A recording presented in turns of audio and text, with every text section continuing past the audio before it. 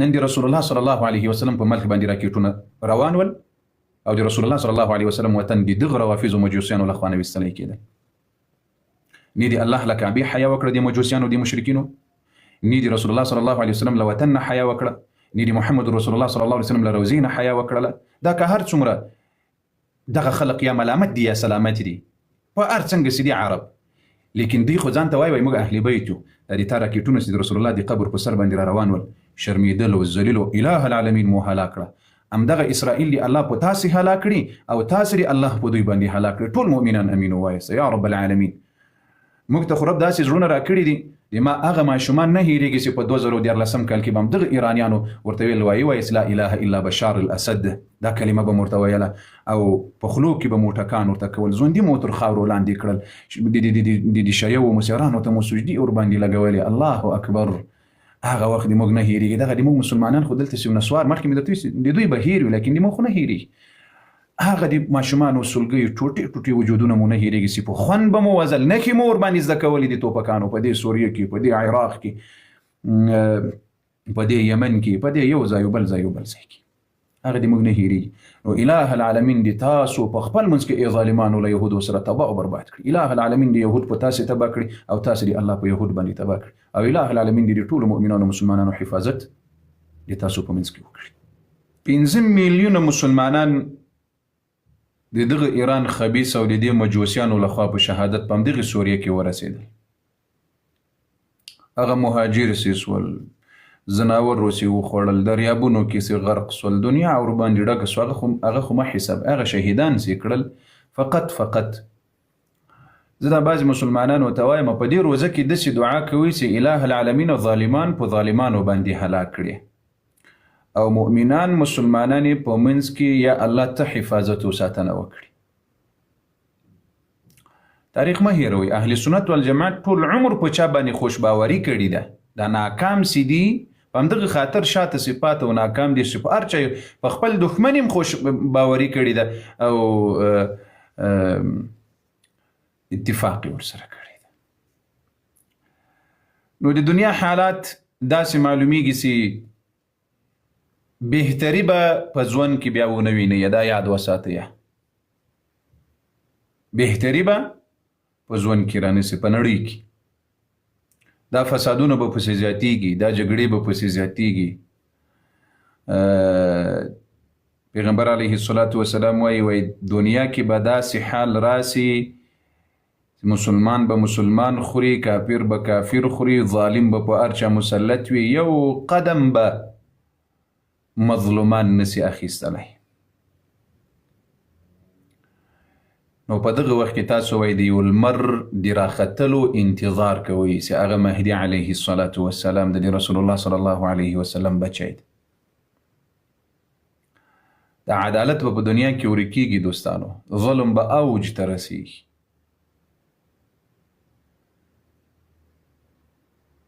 که تاسو خیال کړی وي ډېر علما نو دغه بعضې نښې چې په علماو راوړي دي د قیامت نه مخکې چې کومې نښې راوړي دي او وړې نښې چې دي دا ټولې موجودې دي. نښې نښانې یعنی تقریبا په 100 کې وړې نښې دا 98 په 100 کې دا موجودې دي. دا نن زمانه کې 2% پاته دي، 2% پاتې دي. دا 2% چې بس نو هر وخت د الله جل وعلا اراده سوله دا 2% نور هم د قیامت وړې نښې پسې راپرسولې. نو د قیامت دغه لوی نښه راښکاره سي چې هغه مهدي علیه السلام ده. الله به یې پیدا کړي، الله جل وعلا به دی رالوی کړي او الله جل وعلا به دی د مسلمانانو خلیفه جوړ کړي. نو د ټولو مؤمنانو مسلمانانو ته وایم ګورئ دوستانو کوشش وکړئ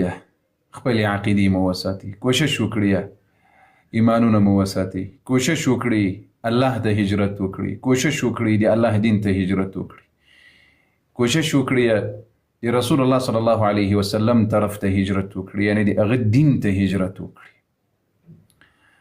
دغه نښې نښانې چې پیغمبر علیه السلام ښودلې دا یې دې دپاره نه دي ښودلې چې په نبي علیه السلام باندې وخت نه تېرېدل او موږ تاسو ته یې ویل چې دغه نښه به در باندې راځي د قیامت ته. دا ما ته یعنی هغه اخطار یې بولې هغه وعیدی بولي. اوس پیغمبر علیه السلام وایي داسې وخت به راسي سهار کې به مسلمان وي بېګا ته به کافر وي، بېګا کې به مسلمان وي سهار ته به کافر وي. خدای قسم په دغه سترګو ورته ګورو او راته معلومیږي، په دې سترګو په خدای قسم ورته ګورو.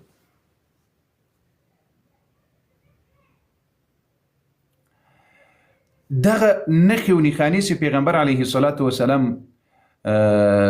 موږ تاسو ته ښودلې دي، دا یې د دې دپاره ښودلې دي چې د خپل آخرت په فکر کې. چې ګوري یو بل حدیث درته وایم، پیغمبر علیه الصلاة وسلام فرمایي وایي العبادة في الهرج كهجرة إلي او كما قال النبي صلى الله عليه وسلم. د قتل او د قتال په وخت کې، د جنګونو په وخت کې په خپل ایمان او عقیده باندې منګولې ټینګې لګول، دې نقطې ته اوس دلته متوجه سي. ګوري العبادة في الهرج، هرج قتل و قتال ته ویلی کېږي، جنګونو ته ویلی کېږي، مخالفتونو ته ویلی کېږي، ډمتوب و فسق و فساد و فجور دې ټولو ته ویلی کېږي. پیغمبر علیه الصلاة وسلام وایي په دغسې وخت کې خپل عبادت و عقیده او دین ټینګ ساتل دا وایي داسې ده لکه ماته چې مو هجرت راکړی. څه مطلب؟ یعنی داسې مسیران به درته راسي چې په ناحقه به یې ظالمان به یې فاجران به یې فاسقان به یې. اوس په دغه ځای کې ته څه کوې؟ دین ساتې، پیغمبر ته هجرت کوې او که دین خرڅوې. هسې څو اشارې درته کوم، زه خو نور په دې شیانو باندې نه پوهېږم، خو تا ته وایم مسلمانه له اورېدنې درته وایم. ګوره پیغمبر علیه الصلاة وسلام څه درته وایي العبادة في الهرج. څه معنی؟ ایمان دې ساتل، عقیده دې ساتل، د رب جل وعلا په عبادت باندې ځان ثابت او قائم لرل د هر مؤمن مسلمان لپاره. نبی علیه السلام وایي که هجرة الیه، دا وایي داسې ده لکه ماته چې هجرت کړی وي دغه مؤمن مسلمان چې کله خپل ایمان ساتي، خپل عقیده ساتي او خپل د رب جل وعلا بندګي او توحید ساتي.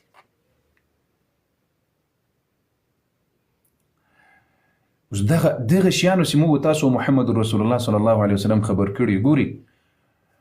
که تاسې د دنیا د کفري نړۍ حالات وګوري او یا د کفري نړۍ د ملګرو حال وګوري،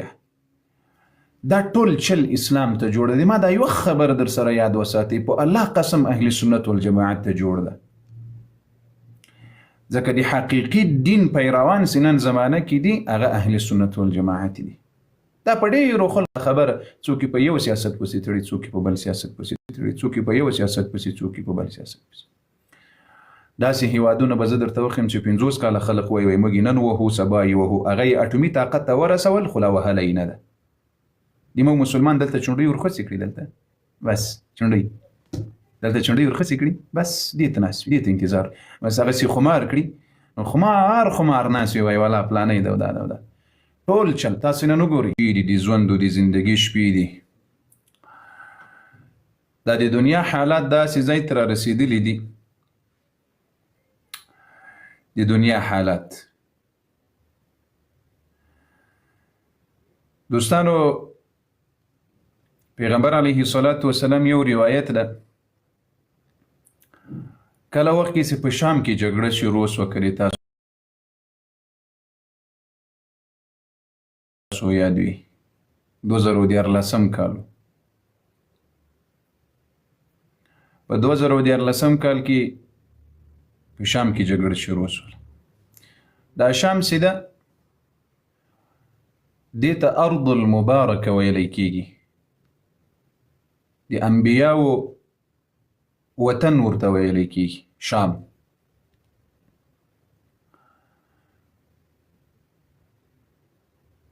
کله وخت کې چې په دې دا له وخته چې د اسلام مرکز و، که تاسې په تاریخ کې لوی لوی علما وګورئ د دې شام دی، لوی لوی محدثین وګورئ د دې شام دی. دا تقریبا 50 کاله مخکې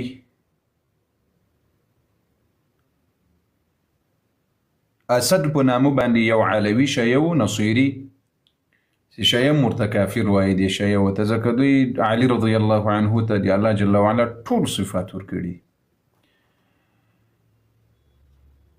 نو دا ور باندې حاکمان سول څوکه بیا دغه زوی ته په صفاتو سره بشار الاسد د دې په خلاف باندې بیا په 2014 کال کې مسلمانانو قیام وکړل. فقط یو ځای ته اشاره درته کوم. نبی علیه الصلاة والسلام فرمای وَإِذَا فَسَدَتِ الشَّامُ فَلَا خَيْرَ فِيكُمْ. کله چې په شام کې فساد راغلل او جګړه پکې شروع شوه بیا خیر په تاسو کې نشته.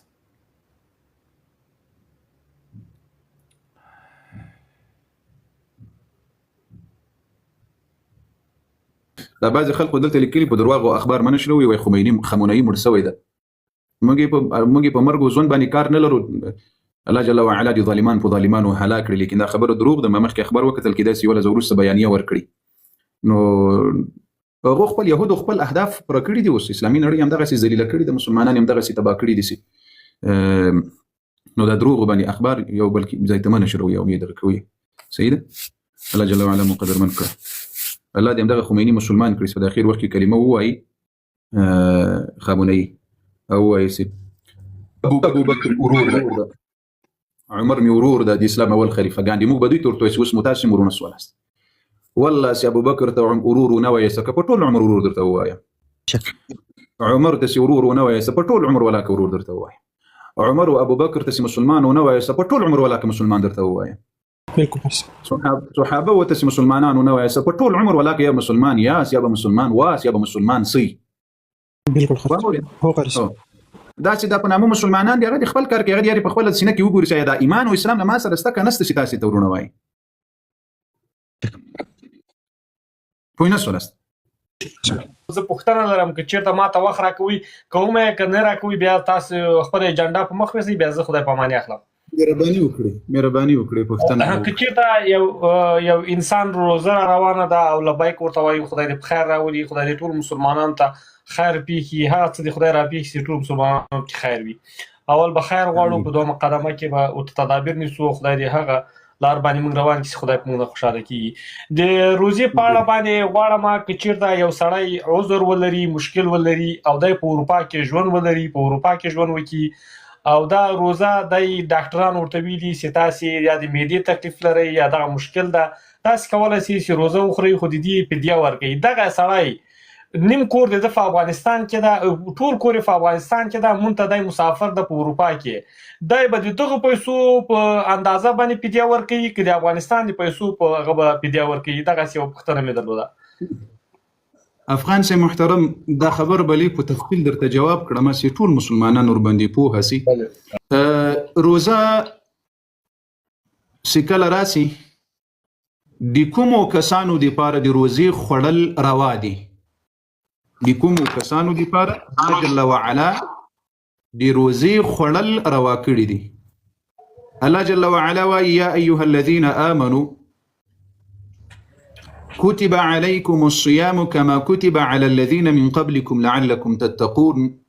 أياما معدودات فمن كان منكم مريضا أو على سفر فعدة من أيام أخر. یو څوک مسافر وي په سفر روان وي د دې لپاره د روزې خوړل روا دي.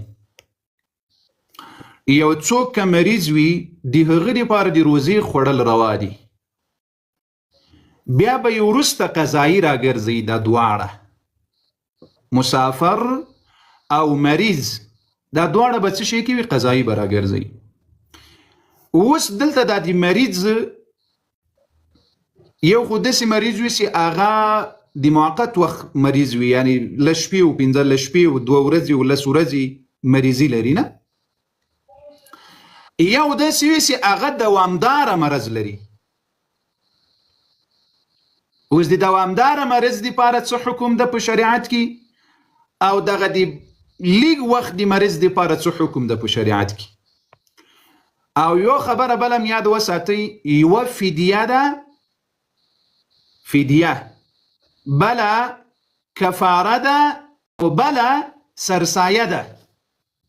افغان صاحب ما ته کامره دې مخکې خلاصه که داسې خلاصه که سم راته کېنسي په دې خبره د زړه سره دا خو علمي مسله ده ټول بیدار سي داسې. درای خبري د موږ ډیر مسلمانان دي سرسایه نه پیژني کفاره نه پیژني او فدیه نه پیژني چې فدیه څه شي ته وایي کفاره څه شي ته وایي او سرسایه څه شي ته وایي په دې سر نه خلاصېږي د بعضې مسلمانانو الا ما رحم ربي څه په دې به یې سر خلاصېږي اوس که څوک د لږ وخت دپاره مرض وي په روزه کې مریض سي اوس لکه زنانه چې د حیض مرض ورته راځي میاشتنی مرض دا د روزې وخوري وروسته د قضایي راوګرځوي یا یوه زنانه د اولاد په روزه کې پیدا سول روزې دې خوري تر څو چې مرض یې ورک سي بیا له اختر وروسته د خپلې روزې قضایي راوګرځوي بل څوک داسې ده یو دم په روزه کې تکلیف و مرض ورته پیدا سو لس ورځې روزې وخوړلې بیرته به قضایي راګرځوي دوی به فدیه نه ورکوي دوی باندې د روزې قضایي فرض ده رسیږي چې هغه روزه نشي ساتلی هغه ساعت په ساعت خوراک ته ضرورت لري هغه ساعت په ساعت دوا ته ضرورت لري او یو داسې مریض وي چې هغه دوامداره مرض لري 12 میاشتې کال 12 میاشتې ټول عمر له ده سره ډاکټر ورته ویلي چې دا مرض له تا سره دوامداره ده تر څو چې مرګ درته راځي د داسې مریض دپاره فدیه ورکول جایز ده او د داسې شیخ پانی دپاره فدیه ورکول جایز ده چې هغه روزه نشي ساتلی خوراک ته ضرورت لري روزه نشي ساتلی یاد یې کار نه کوي حافظه یې کار نه کوي وغیره اما د لنډې مودې مریض د 5 ورځې او 10 ورځې او د یوې میاشتې مریض دپاره د ده دپاره بیا فدیه ورکول پکار نه ده دی به قضایي د روزې راوړي اوس بله دا خو فدیه سوه چې دوامداره مرض چې څوک ولري یا مثلا الله جل وعلا د موږ تاسې رانه خفه او ناراضه او یا له داسې پریشاني و رب العالمین وساته چې د تا عبادت پکې نشو کولی بعضې انسانان وي چې هغه د سرطان مرض لري اله العالمین دې موږ تاسو ته نجات را نصیب کړي چې څوک مریضان دي الله دې عاجله شفا ور نصیب کړي یا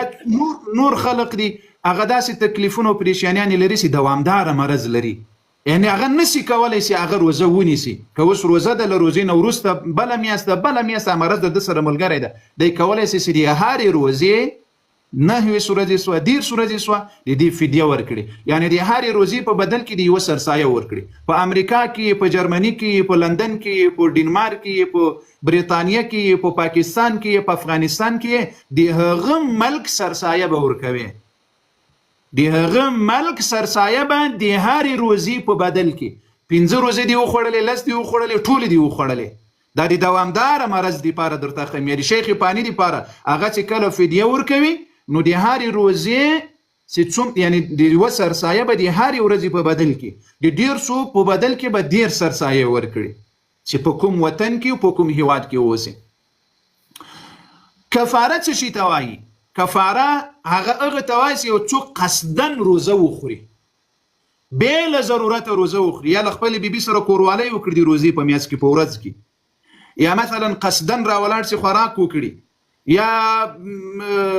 په هغه څه باندې چې کفاره ور باندې لازمیږي هغه به 2 میاشتې پرله پسې روزه نیسي د یوې ورځې په بدل کې دې ته کفاره ویلی کېږي او د هغې ورځې قضایي به راګرځوي سرسایه څه شي ته ویلی کېږي سرسایه د روزې په پای کې 28 10 له اختر لمانځه نه مخکې دا سرسایه احناف علما فقها ورته واجب وایي او نور علما فقها ورته سنت وایي مستحب عمل ورته وایي دا سرسایه د دې په خاطر ورکولی کېږي چې د چا په روزه کې کوم نقصان راغلی وي د غیبت او د کنځل او د بل په وجه باندې بیا هغه روزه معلقه وي د اسمان او د ځمکې ترمنځ نو دا سرسایه د دې دپاره ورکړي چې هغه لفظي مخالفت د ده په روزه کې راغلی وي چې الله جل وعلا هغه ده ته معاف کړي نو بیا د فی نفر په سر باندې د هر ملک خپل مقدار معلوم ده غالبا په امریکا کې $10 دي تر $15 زیاته چې هر څونه ورکوي ثواب لري کمه اندازه یې غالبا $10 وي تر $12-15 یا پونډ دي 8 پونډ چې کوم هیواد کې پونډ د یورو د 15 یورو د په افغانستان کې غالبا 200 افغاني دي که څومره دي ماته خو هېڅ کال اندازه نه رامعلومیږي تیر کال تر 100 شاوخوا دومره وه په پاکستان کې بیا کالداره ده په نورو هیوادونو کې نور د دې تر سرسایه وایي سرسایه په هر نابالغ په زن په نر او په ښځه په ټولو باندې واجبه ده یعنی که د 2 شپې ماشوم وي سرسایه به ورکوي که د 2 شپو وي سرسایه به ورکوي که د 10 کلو وي که د 50 کلو وي که د 100 کلو وي نر وي ښځه وي دی به سرسایه ورکوي دا په پلار باندې لازمه ده پلار چې په هر وطن کې مسافر وي د هغه وطن له حسابه به یې ورکوي افضل او بهتره خبره دا ده چې د هغه وطن له حسابه یې ورکوي د فدیه مسأله د تا مسأله سی وسی دا اوس په کوم هیواد کې سي دی ورکی دی سي په کوم هیواد کې ووسی اوس مثلا دی اوس په امریکا کې وسی دا مریض د فامیل په افغانستان او یا پاکستان کې ده دی به اوس چل نه کوي دی ورته وایي چې دومره کلداري ورکړي دالته فدیه یا دومره افغاني ورکړي دی به د اغله حساب نه چې په امریکا کې څومره سرسایه ده هغه حساب به ورته کوي چې څومره کلداري افغاني په هغو هیوادونو کې جوړولي ورکوي به افغان صاحب سر د خلاصو د زړه سره دروغ به نه وایي نه قاري صاحب ګوره دوه ځلې دي دروغ وویل ګوره نه قاري صاحب ګوره قاري صاحب ګل سکانه همدغه لپاره مې راپورته کړل ابابیل جان نر غوندې مې مخالفت وکړه منافقت را سره مه کوه اوله سرسره لې وایي تا دې خلکو ته ملحدین ویل مال دروغ مه وایي ما داسې نه درته وایي چې د سړي زوی نه یې ما درته ووایم مال څلوېښت کلنۍ کې چې د سړي زوی نه سوې ګوره دا د قرآن اصطلاح مې درته ویلي ده په قرآن کې رب العالمین وایي چې انسان باید مسلمان باید سړی سي رجال قرآن ورته سړي ویلي دي من المؤمنین رجال قرآن ورته سړي ویلي دي رب العالمین جل وعلا ورته سړي ویلي دي اوس بیا دې وویل چې ما ته داسې خبره وکړه له دې نه به راتیر شو تا ګوره د پلار چې ما درته ویم مال تر څلوېښت کلنۍ کې د سړي زوی نه سولې څوخ به ته دي سړي زوی کېږي تا په دې باندې خوا بده سوله اوس د محمد رسول الله بیبي ته چې دې خلقو رنډۍ خانه یې وایي چلول خپله یې وایي رنډۍ توب کول العیاذ بالله اوس بیا ورور ورته ووایه مهرباني وکړه جناب قاری صاحب زما د هغې سره کار نشته او نه پوهېږم زما ته چې رالم ما چې زه تا نه ځان پوهېږم ساده سړی یم میډیا ډېر تعقیبوم یو ته نه دا ډېر خلک زه ګورم قاری صاحب زه دا ویم چې شیعه وایي چې سني سني وایي چې شیعه اوس زه مسلمان یم زه 40 کاله عمر لرم اوس ته مسلمان موږ ټول مسلمانان یو که نه یو داسې خو یهود هم وایي نصارا هم وایي تر موږ تر مسلمانانو خو مسلمانان یو هغه سره به څه کوو نه د اوس مسلمان خو ګوره که نه زه اوس مسلمان یم 40 کاله عمر دی د مسلمانۍ دعوه کوم زه مؤمن مسلمان یم صحیح ده اسانه پوښتنه نه شیعه یم او نه سوي یم او نه پوهېږم په دې شیانو باندې تا ته ما ولې ویلې چې په دومره پوهېږم چې د الله په قوانینو پوهېږم او انساني کراماتو باندې پوهېږم چې ودې لا بنده دا ته څه سره وایي هلته وایي زه په څه شي نه پوهېږم هلته وایي د الله په قانون پوهېږم الله په قانون ویلي که نه صبر وکړه الله قانون دا دی که نه چې ما ته وایي چې ته حرام مه کوه ته زنا مه کوه ته قتل مه کوه ته قتال مه کوه ته انسانانو سره ښېګڼه وکړه ته د مؤمنانو سره کومک وکړه د یتیم سره کومک وکړه ښه لاره وښیه یو چا درنه پوښتنه وکړه په ښه انداز جواب ورکړه دغه د مسلمان خیاست دی که نه ښه دا بیا د مسلمان خاصیت ته چې د پیغمبر بېعزتي وکړي نه دا به نه پوهېږي ده ته به قناعت ورکړې لکه اوس ما واورېد یو بیان مې واورېد پیغمبر صلی الله علیه وسلم ته یو سړی وایي راجګ شو ورته وایي ته شاعر یې ته مجنون یې شراب خو به دې نه یې خوړلي نشه کې یې او که پوسد یې هغه لوی علامه یې ده لوی علامه محدث یې ده هغه د قرآن تفسیر یې ده روایت یې ده هغه نه پوهېږي ته پوهېږي هغه لوی علامه محدث امام سید اهل بیت ځان ته وایي عائشه رضی الله عنها وایي مرتده او منافقه او کافره ده هغه نه پوهېږي ته پوهېږي لکه اوس هغه خو هغسې وایي ته وایې چې زه سني یم داسې وایي که نه لکه دا سني او شیعه کله چې زمونږ پیغمبر علیه السلام د آخري اصحابانو دومره پوهېږم دا ویډیوګانې خو اورم چې تر څو پورې عمري عدالت او زمونږ د قرآن حکیم مخه ښایسته او چې کله دا سني به شیعه پکې پیدا شو موږ مسلمانانو کې دا تفرقه پرېوته ورسه زموږ نه لاړ د لایس نه د حاکمیت او دا هر څه لکه داسې لاره م کاږه شوه دا علت څه شی و خو همدغه علت و که نه چې شیعه پیدا شو بل سني پیدا شو مومن مسلمان خو باید قرآن هم یو دی مسلمان باید په قرآن اوس شیعه ته هم کتي ووایي چې د کوم کتاب نه اخرې چې وباسي وایي قرآن مني او غوږ یم درته اخرنی اسماني کتاب کوم یو ده قرآن کریم دی دا په چا نازل شوی حضرت محمد صلی الله علیه وسلم باندې حضرت محمد صلی الله علیه وسلم حضرت محمد صلی الله علیه وسلم په زمانه کې څوک څوک وو هر رقم د دین مخکې خو هر څه وو نشته په نوم باندې قرآن چې ورته راغلی له نبي علیه السلام سره څوک دا قرآن چې راغی په کوم ځای کې چې پیغمبر علیه السلام وو مسلمانانو باندې زه څه درته وایم نبي علیه الصلاة والسلام سره څوک دومره نماز دومره مسلمانان به ورسره وو کنه قرآن چې مانی او د پیغمبر علیه السلام په لارو خو هغه پیغمبر امتیان دي او قرآن باندې ایمان راوړی د الله بندګان هغو مسلمانانو ته یې څه ویل څه ویل دغه قرآن ورته دغه کو رسو کنه چې دا قرآن به آیات به راغی دا به نورو ته رسو هغه مسلمانانو ته یې څه ویل ته مه ضایع کوه ما جواب راکړه داسې ورته ویل چې د قرآن کې څه ویل دا قرآن ورته تشریح کوو نور خو ورته څه نه ویل قرآن تشریح کوو د ځان نه خبرې نه دي کړي مسلمانانو ته یې څه ویل په هغه وخت کې هغه نبي علیه الصلاة والسلام په وخت کې مسلمانانو هغو ته یې څه ویل کوم مسلم دی ربي علیه الصلاة والسلام څه لقب ورکړی و څه لقب یې ورکړی و په دې زما سر زه دومره پوهېږم چې مسلمانانو ته به تقریر کوو چې کافر به و مشرک به و ایمان به یې راوړو نه درته وایي خان صاحب هغه درته وایي چې هغه کسان چې د پیغمبر اسلام سره ول هغوی کسانو ته څه شي ویل هغه کسانو نوم څه شي پیژنم چې کله به راغله داخل به شو نور کته قاري صاحب ما باندې وپېژنې خو دغې ته خو زه هم راغلی یم چې ما پوه که که نه زه خدا نه پیژنم په بل نوم باندې دغومره پیژنم چې پیغمبر علیه السلام به دا قرآن تکراروو چې څوک به راغی دغه خواته هغه قرآن به یې ومنو بس هغه به مسلمانانو ډله کې او په پیغمبر په صف کې به روان شو ورسره دغومره پوهېږم دې نه مخکې نور نه پوهېږم قاري صاحب